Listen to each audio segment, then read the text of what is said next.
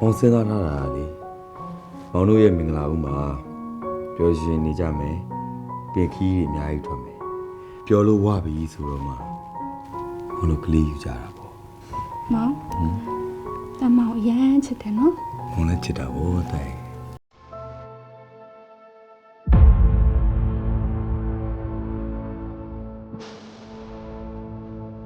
ဒီပဲလေးကြီးလာမယ့်ချိန်ဆိုရင်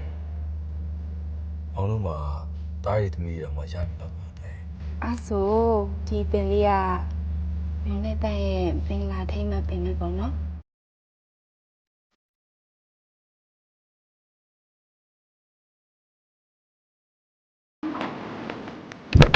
တကယ်တော့မိန်းမတွေဖြစ်တယ်ရဲ့အဲ့ဒါအရစ်ခံနေဟောတော့ကွာအဲ့လိုကိစ္စတွေအာယုံဝင် အလားကန်းဆုံးမသိတာနဲ့ဘာမှလာထက်တာတော့အရင်တိုင်းပဲနော် ညဘာဖြစ် ဆရာအောင်များကြိုက်နေပြီဆရာရဲ့ကြိုက်တာမဟုတ်ဘူး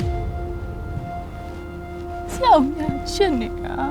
ယောက်ျားတွေကမိမဒုတိယဂုဏ်ရလာပြီဆိုရင်ဖောက်ပြန်ကြတာ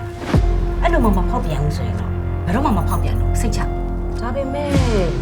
မောင်သွင်ဝဲကတော့အဲ့ဒီလိုမဟုတ်တော့ပါ ဒါတကယ်ချစ်တယ်ဆိုရင်